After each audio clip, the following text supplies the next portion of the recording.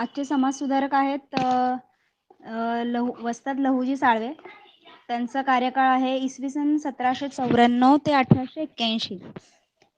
लहुजी साळव्यांचा जन्म 14 नोव्हेंबर 1794 या दिवशी पुरंदर किल्ल्याच्या पायथ्याशी पेठ या गावी झाला.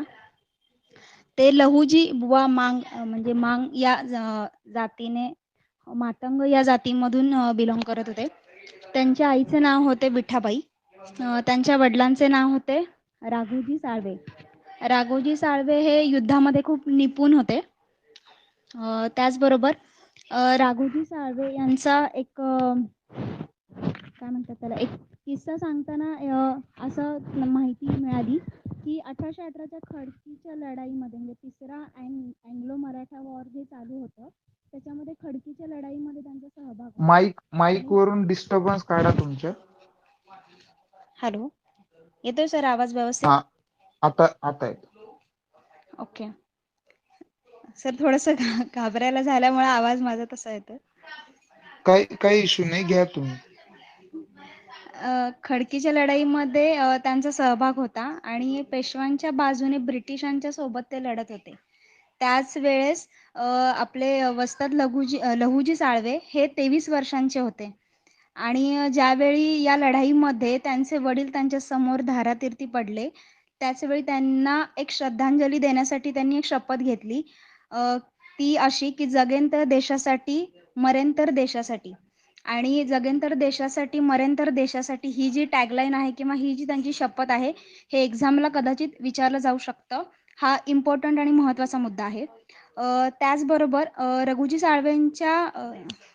रघुजी साळवेंची जी समाधी बांधली गेली ती पुण्यामध्ये वाकडेवाडी आहे, पुणे शिवाजीनगरच्या इथे.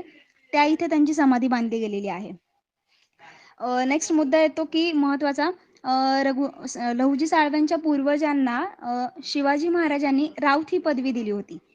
म्हणजे त्या काळामध्ये जो पुरंदर किल्ल्यांच्यासाठी म्हणजे किल्ल्यासाठी जी लढाई झाली त्याच्यामध्ये जोपर्यंत मुरारजीबाजी देशपांडे लढत होते आणि त्याच्यानंतरची पुढची जी लढाई होती ती महार मातंग यांच्या समाजातून ज्या लोकांनी त्यांना फाईट केलं म्हणजे लढाई दिली त्यांनी तो गड बऱ्यापैकी शिवाजी महाराजांना जिंकून दिला आणि त्यासाठी मातंग आणि महार समाजाचा सन्मान करण्यासाठी शिवाजी महाराजांना राऊत ही पदवी साळव्यांच्या पूर्वजांना शिवाजी महाराजांनी राऊत ही पदवी दिली होती.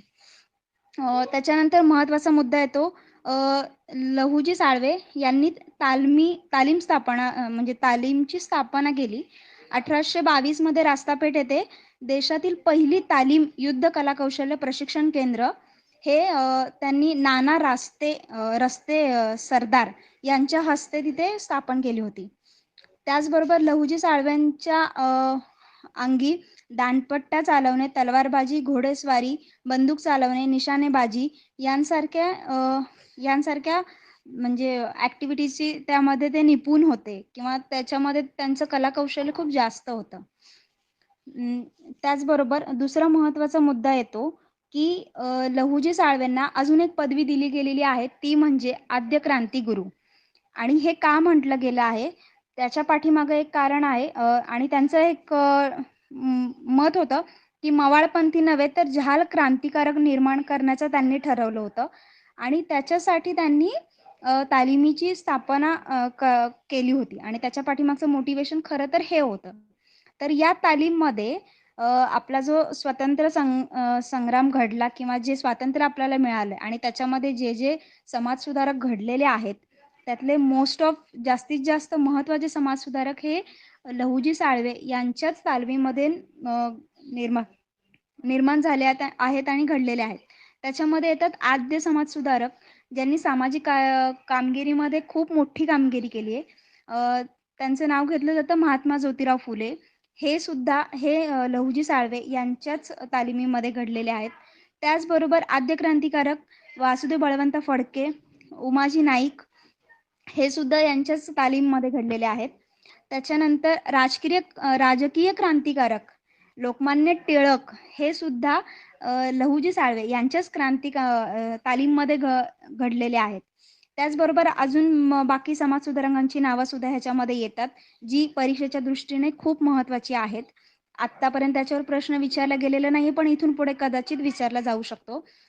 त्याच्यामध्ये गोपाळ गणेश आगरकर, चाफेकर बंधू, क्रांतीभाऊ खरे, क्रांतीभाऊ नाना दरबारे, राव बहादूर सदाशिवराव गोवंडे, नाना मोरारजी, क्रांतीवीर मोरो विठ्ठल वाळवेकर, नाना छत्रे, परत परांजपे यांसारखे समाजसुधारक लहुजी साळवे यांच्या तालीममध्ये घडलेले आहेत. याच्यानंतर लहुजी साळवेंच्या आयुष्यातील किंवा त्यांच्या पूर्ण ह्याच्यामध्ये एक महत्त्वाचा मुद्दा सांगायचा झाला तर, की सावित्रीबाई फुले आणि महात्मा ज्योतिराव फुले यांच्या कनेक्शन त्यांच्यासोबत सुद्धा आहे, की ज्यावेळी 1848 मध्ये महात्मा ज्योतिबा फुलेंनी मुलींची पहिली शाळा सुरुवात केली होती, त्यावेळी आपल्या सगळ्यांनाच माहीत आहे, की सावित्रीबाई फुलेंना खूप मोठ्या संकटांमधनं जावं लागलं आहे. त्यांच्या ती कामगिरी करत असताना सावित्रीबाई फुलेंच्या कानावरती एकदा खूप मोठा दगडसुद्धा लागला होता आणि पूर्ण कान रक्तबंबाळ झाला होता. परत चिखलफेक, शेणफेक, परत दगडं मारणे, शिव्या देणे, अशा बऱ्याच गोष्टींची हालापेष्ट सावित्रीबाई फुलेंनी सहन केली. तरीसुद्धा मुलींची शाळा त्यांनी बंद नाही केली. ती कंटिन्यू चालू ठेवली. ज्यावेळी वस्ताद लहुजी साळवेंना कळालं, की सावित्रीबाई फुलेंवर असं कानावरती दगड पडला आहे आणि त्यांना असं झालेलं आहे. त्या क्षणी त्यांनी त्यांचे 4 काय म्हणतात आजच्या ह्याच्यामध्ये बॉडीगार्ड आणि असे पैलवान त्यांच्यासोबत पाठवले होते. आणि ज्यावेळी सावित्रीबाई फुलेंच्या सोबत हे 4 पैलवान वगैरे आजूबाजूला होते, त्यावेळेस समोरच्याची नजर सुद्धा वर करू शकणार ना, म्हणजे जरी केली तरी ते सावित्रीबाई फुलेंना हात सुद्धा लावू शकले नसते, असे पैलवान त्यांनी पाठवले होते. बरं, हा किस्सा सांगण्याच्या पाठीमागचा महत्त्वाचा मुद्दा असा येतो, जो परीक्षेला विचारला जाऊ शकतो. तर सावित्रीबाई फुले हे कायम वस्ताद लहुजी साळवेंना बाबा अशी पदवी देत किंवा बाबा म्हणत. हे नातं त्यांचं होतं. ॲक्चुअली सावित्रीबाई फुलेंचे खरे वडील हे मला नाव सध्या आठवत नाहीये. खाटमोडे काहीतरी नाव मला आठवत नाहीये सध्या. तर त्यांचे वडील खरे दुसरेच होते, पण त्यांना सावित्रीबाई फुलेंनी बाबा अशी पदवी दिली होती वस्ताद लहुजी साळवेंना. त्यांचा खूप मोठा आधार या दाम्पत्याला राहिलेला आहे. कारण कसं होतं, की गंजपेठेमध्ये ज्यावेळी 1852 मध्ये महार आणि मातंग समाजासाठी महात्मा फुलेंनी ज्यावेळी शाळा सुरुवात केली, जर महार आणि मातंग मुलांच्यासाठी, त्यावेळी शाळा सुरू केल्यानंतर बरेच म्हणजे समाजांमधून त्यांना विरोध केला जात होता, की तुम्ही म्हणजे मुलांना शाळेत पाठवून काय करणार आहे? तुमचं ते नाहीये काम वगैरे, वगैरे.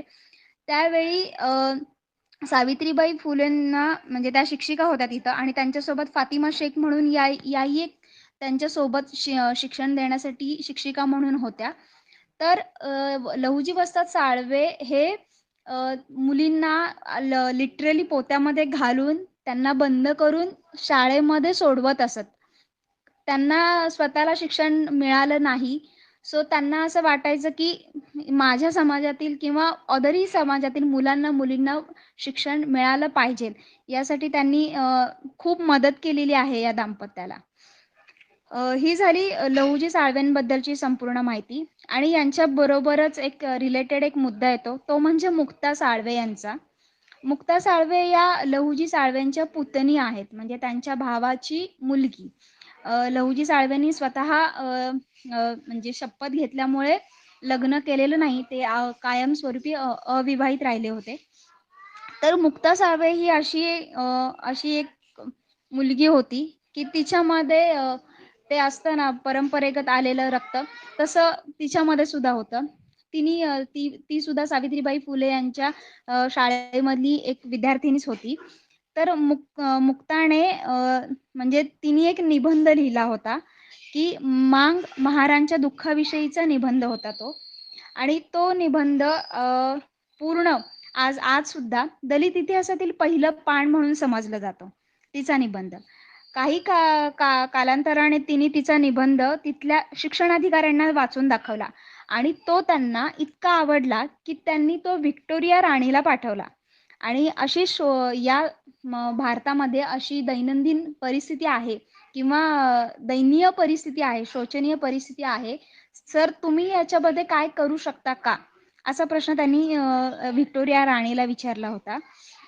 त्याच्यानंतर हेनरी व्हॅलेंटाईन रे आपल्याला माहीत असेल, की ज्यांनी नगर जिल्ह्यामध्ये ज्ञानोदय हे वृत्तपत्र सुरू केलं होतं. तर त्यांनी जे ज्ञानोदयमधून ख्रिश्चन मिशनऱ्यांचं प्रमोटिंग करत होते आणि ते वृत्तपत्र हे मराठी भाषेचं वृत्तपत्र होतं. तर या ज्ञानोदयमध्ये त्यांनी मुक्ता साळवेंचा हा जो निबंध आहे तो छापला होता त्या ज्ञानोदय मासिकामध्ये. तर हा प्रश्न सुद्धा विचारला कदाचित जाऊ शकतो. तर या ज्ञानोदय या निबंधामध्ये काय पॉइंट्स मुद्दे हे एक्सप्लेन केले होते की दलितांवर जे अत्याचार होत आहेत, की ते अत्याचार का होत आहेत, हे अत्याचार आम्ही का सहन करतोय, किंवा दुसरी गोष्ट, आम्ही धर्मरहित आहोत का, आम्हाला आमचा धर्म कोणता आहे हे तुम्ही आम्हाला सांगा. अशा पद्धतीने तिने तिचा काय म्हणतात त्याला, समाजासाठी तिने स्वतःचं मत किंवा सगळ्या समाजाचं दुःख मांडण्याचा प्रयत्न केला आहे. आणि महत्त्वाची गोष्ट म्हणजे हा निबंध आज सुद्धा दलित इतिहासातील दलित क्रांतीमधील इतिहासातलं पहिलं पान म्हणून समजला जातो. त्याचबरोबर शेवटचा मुद्दा असा येतो की वसंत लहुजी साळवे यांचा मृत्यू हा 17 फेब्रुवारी 1881 मध्ये पुण्याच्या संगमपुराच्या परिसरात एका झोपडीवरच्या घरामध्ये त्यांचा मृत्यू झाला. आणि त्यांची समाधी ही संगमवाडी इथे या ठिकाणी, पुण्यामध्ये संगमवाडी या ठिकाणी बांधण्यात आलेली आहे. तर लहुजी वसंत साळवेंवरती माझ्याकडे एवढीच माहिती आहे. अजून कुणाला जर ऍड करायचं असेल तर करू शकता. थँक्यू. मुक्ता साळवे हिने महार मांगण्याचे दुःख हा जो निबंध आहे हा तिसरीत असताना लिहिला होता. आणि हा निबंध ज्ञानोदय आणि पुणे वर्तन या वृत्तपत्रांनी छापला होता. इंग्रज गव्हर्नर मेजर कॅन्डी जे आहेत यांनी तिला पहिला पुरस्कार दिला, पहिले पारितोषिक दिले. तर तेव्हा त्या सत्कारला उत्तर म्हणून तिने असं सांगितलं की sir, give us liberty, not chocolates. So आपल्याला प्रश्नात असं विचारलं जाऊ शकतं की हा उद्गार कोणाच्या द्वारे झाला होता? तर मुक्ता साळवे यांच्या द्वारे झाला होता. तिसरीत असताना त्यांचं वय वर्ष आपण लॉजिकली असं लावू शकतो की 9-10 असेल, पण त्यांचं वय वर्ष तेव्हा 14 होतं जेव्हा त्यांनी तो निबंध लिहिला होता. सो हे काय असे ट्रिकी मुद्दे आहेत ज्याच्यावर प्रश्न विचारू शकतात. अजून ऍड करायचं असेल तर करू शकतो. तर एक शंका होती की गाढा सरांच्या पुस्तकामध्ये मुक्ता साळवेंचं वय हे 14 वर्षे सांगितलंय हा निबंध लिहिताना. मी तेच सांगितलं.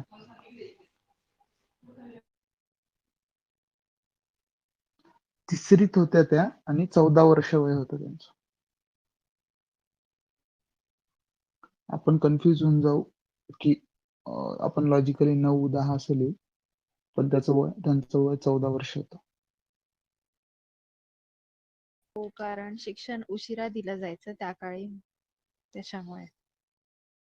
बलवान व्हा आणि स्वराज्य मिळवा हा मंत्र लहुजींनी तरुणांना दिला होता. याच्यावर एक प्रश्न येऊ शकतो. बलवान व्हा आणि स्वराज्य मिळवा. वासुदेव बळवंत फडके हे सुद्धा लहुजींचे शिष्य होते. ज्ञानोदय आणि पुणे वर्णन या वृत्तपत्रांनी छापला होता त्यांचा निबंध. ज्ञानोदय आणि पुणे वर्तन. ऍक्च्युली सिम्प्लिफाईड मध्ये इथे दिलंय की पुणे वैभव या ग्रंथामध्ये छापला होता. तर ते वृत्तपत्र आहे का? वर्णन हे वृत्तपत्र आहे. वैभवच्या बद्दल आयडिया नाहीये, त्याच्याबद्दल सर्च करावं लागेल.